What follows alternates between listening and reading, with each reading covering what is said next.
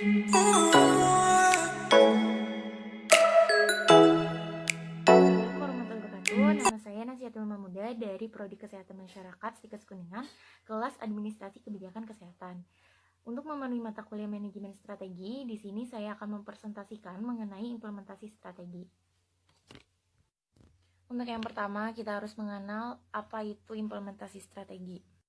Implementasi strategi yaitu penugasan kembali kepada pemimpin perusahaan, kepada tingkat korporat maupun kepada tingkat unit bisnis untuk mengkomunikasikan dan mengimplementasikan strategi bersama dengan karyawan.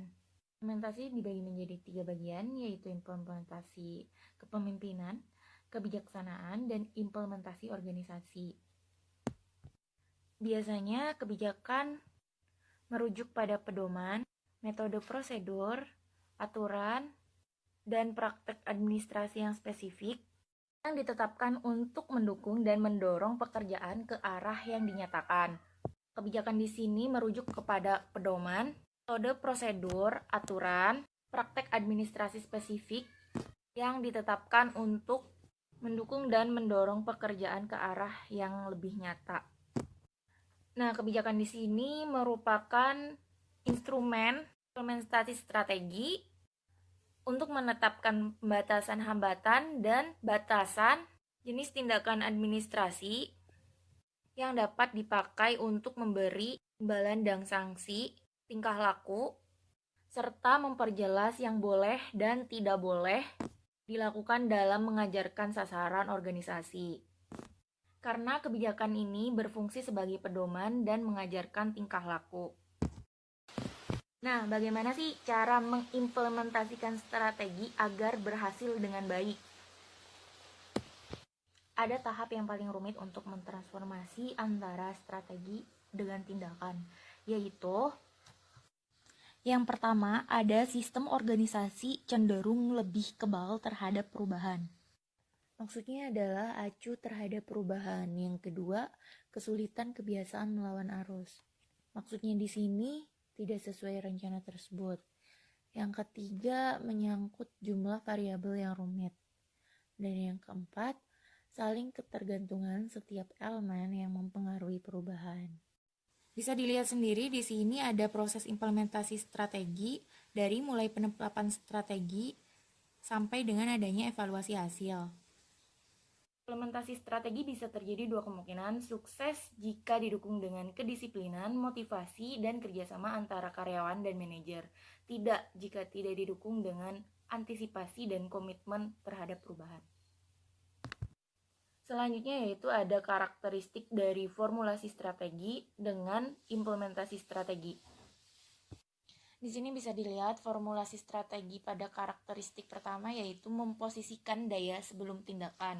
Sedangkan implementasi strategi yaitu mengelola daya selama tindakan. Yang kedua, formulasi strategi fokus pada efektivitas, sedangkan implementasi fokus pada efisiensi. Ketiga, formulasi strategi merupakan proses intelektual, sedangkan implementasi strategi merupakan proses operasional. Yang keempat, formulasi strategi memerlukan keterampilan intuitif dan analisis yang baik, sedangkan implementasi strategi memerlukan keterampilan memotivasi dan kepemimpinan yang khusus. Dan yang terakhir, formulasi strategi hanya memerlukan koordinasi di antara berbagai individual, sedangkan implementasi strategi memerlukan koordinasi di antara banyak orang. Selanjutnya yaitu alokasi sumber daya. Yang pertama, sumber daya fisik, sumber daya keuangan, sumber daya manusia, sumber daya teknologi. Nah, semua itu menjadi skala prioritas sesuai dengan sasaran tahunan. Untuk dibedakan kepada sasaran, konflik pasti ada. Kita bisa menanganinya dengan cara menghindari defusi dan konfrontasi agar menjadi komitmen dan kesadaran bagi sasaran. Selanjutnya yaitu mencocokkan strategi dengan struktur. Struktur bisa berubah. Mengapa? Karena struktur menentukan bagaimana saran dan kebijakan diterapkan lalu memberikan dampak terhadap aktivitas implementasi, dan struktur yang menentukan cara sumber daya yang akan dialokasikan. Struktur yang bagaimana sih yang dianggap paling efektif? Struktur yang tidak terlalu banyak tingkat manajemennya, tidak terlalu banyak rapat yang dihadapi banyak orang, tidak terlalu banyak sasaran yang tidak tercapai. Sekian presentasi dari saya, kurang lebihnya mohon maaf. Wassalamualaikum warahmatullahi wabarakatuh.